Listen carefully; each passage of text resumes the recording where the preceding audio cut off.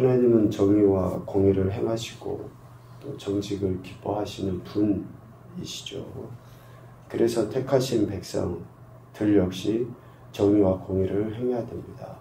특별히 왕으로 세움을 받은 다윗의 후손 유다의 왕들은 22장 3절에서도 이야기하는 것처럼 그들은 정의와 공의를 행하며 탈취당한 자를 압박하는 자의 손에서 건지고 이방인과 고아와 과부를 압제하거나 학대하지 말고 무죄한 피를 흘리지 말아야 한다 라고 유다의 왕들이 어떻게 통치해야 하는지에 대해 분명하게 말씀하셨죠. 하나님은 그들이 하나님의 말씀을 듣고 순종할 때에, 왕으로 세움받은 자들이 말씀을 듣고 순종할 때에 왕 위에 앉을 왕들과 신하들과 백성이 병과 말을 타고 들어오게 하시지만 불순종하면 어떻습니까? 그들의 삶의 터전을 황폐하게 하시겠다라고 22장 4절 5절에 이야기합니다. 특히 그들이 불순종하면 어떻습니까?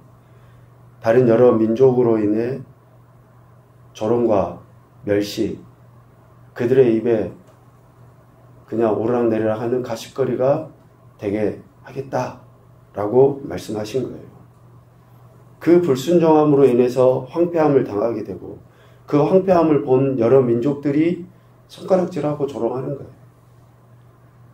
얼마나 하나님의 영광을 가리우는지 알 수 있죠.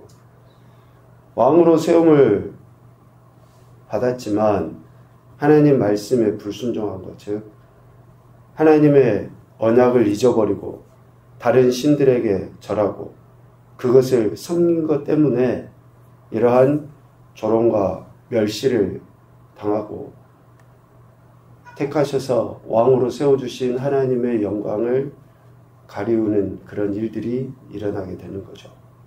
그 대표적인 인물을 오늘 10절부터 19절까지의 두 사람 왕을 이야기합니다.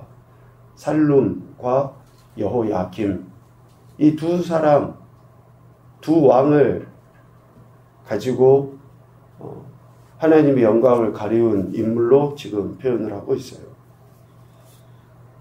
우리 각주에도 나와 있지만 살룸은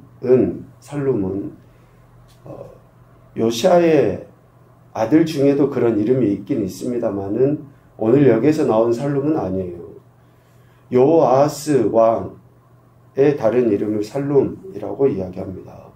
그러니까 여호아하스와 동일한 인물이죠. 유다왕 요시아의 아들, 곧 아버지 요시아를 이어 왕이 된 자다라고 11절에 이야기합니다.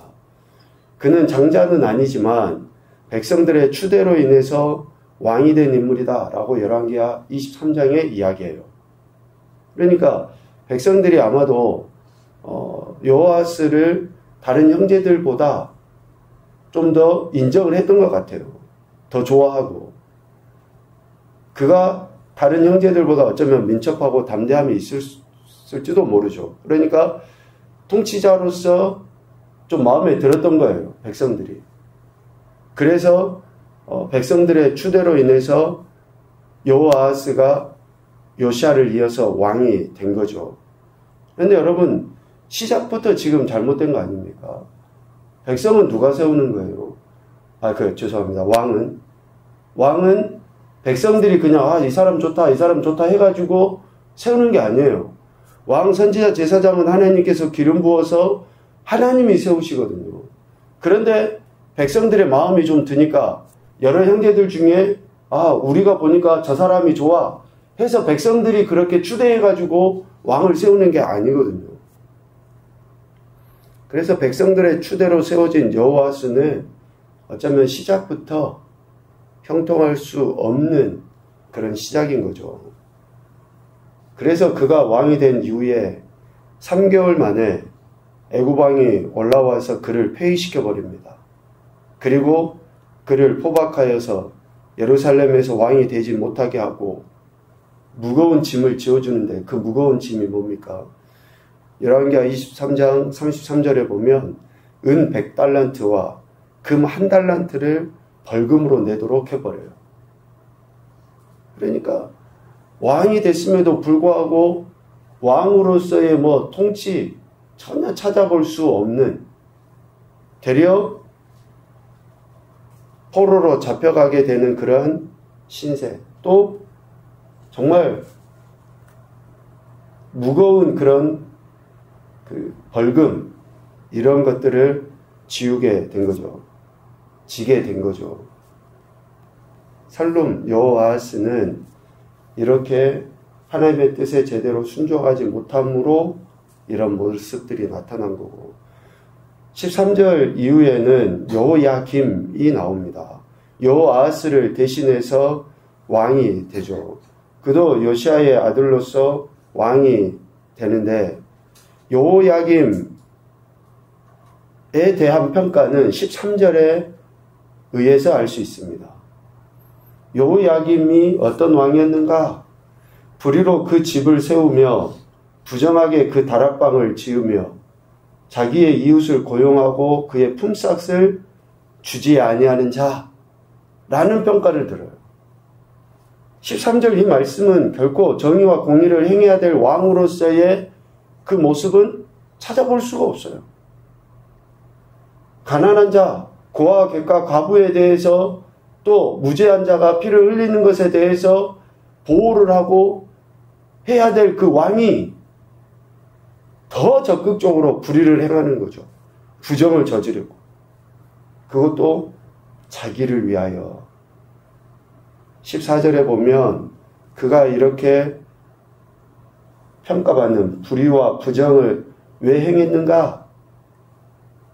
내가 나를 위하여 큰 집과 넓은 다락방을 지으리라 하고 자기를 위하여 창문을 만들고, 그러한 것들에 가장 아름답다라고 하는, 귀하다고 하는 백향목으로 입히고 붉은 빛으로 칠하는, 자기 자신을 위해서 이러한 부정과 불의를 행한 왕이 누구예요? 여호야김이라고 지금 이야기를 하는 거예요. 합당한 보상도 해주지 않으면서 백성들을 노예처럼. 그런데 열왕기하 23장 35절에 보면 자기 자신을 위해서는 이렇게 화려하게 하고, 자기 자신을 위해서는 자신의 백성들을 이렇게 노예 부리듯이 하면서 애굽 느고에게는 어떻습니까? 그에게 바쳐야 될 은과 금을 바치기 위해서 백성들에게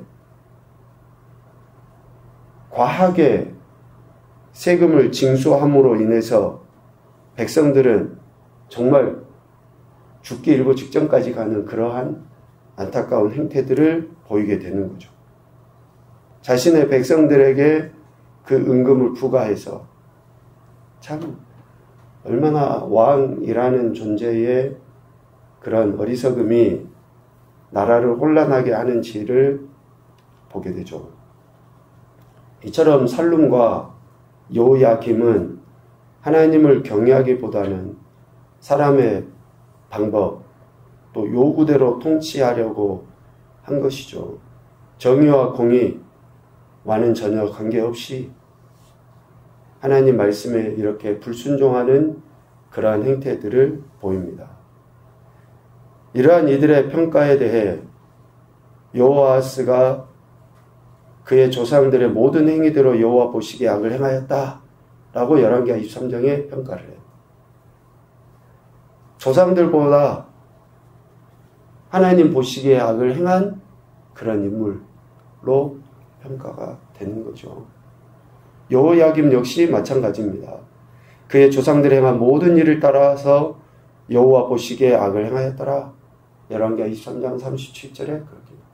그러니까 하나님 말씀에 불순종한 저들은 반드시 하나님 말씀이 아닌 세상적인, 세속적인, 심각하게는 사탄의 음성을 듣고 그렇게 더 악을 행하게 되어 있다는 것이죠.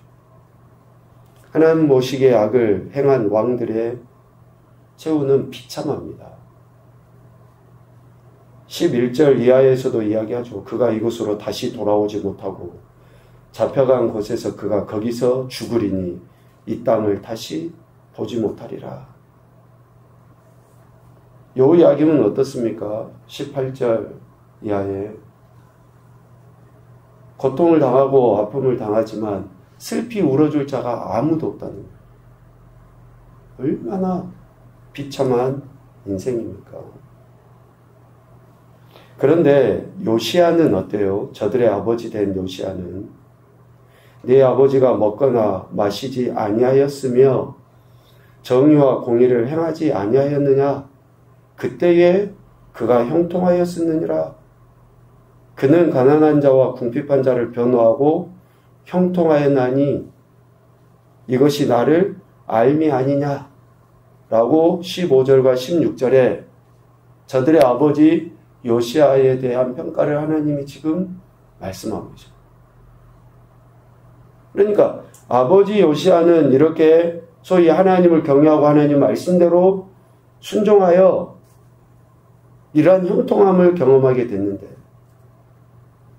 그의 아들들은 왕이 됐음에도 불구하고 하나님 명령에 불순종할 뿐만 아니라 아버지께서 행하신 것에 대해 본받지 아니하는 그런 행태들로 인해서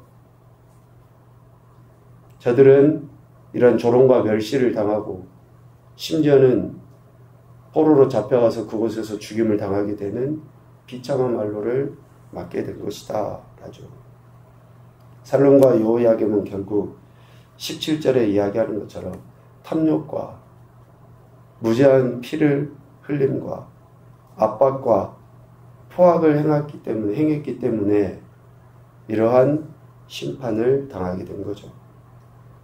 그래서 하나님께서는 유다의 왕 요시야의 아들 여호야김이 이런 비참함, 끌려가서 예루살렘 문 밖에 던져지고 나귀같이 매장을 당하게 되고 어느 누구도 슬프다라고 통곡해 줄 사람이 없게 만드시겠다라고 강력하게 경고하고 있는 겁니다. 참 이러한 이야기들을 보면서 우리가 반면교사를 삼게 되는데 하나님 앞에 우리가 어떻게 태도를 취해야 하는지를 교훈을 얻게 되죠. 결국 왕은 왕으로서 하나님께서 말씀하신 대로 순종하여 정의와 공의로 연약한 자들을 위해 섬기는 자리에 있어야 하는 거예요. 이게 하나님이 뜻하신 바 세우신 왕입니다. 그렇게 하지 않으면 왕으로 세움받았는데 하나님 말씀에 불순종하면 어느 누구보다도 비참한 인생으로 전락하게 된다라는 것을 보여줘요. 높은 자리에 있다가 가장 낮은 자리까지 떨어져 보면 그게 가장 비참하다 그러잖아요.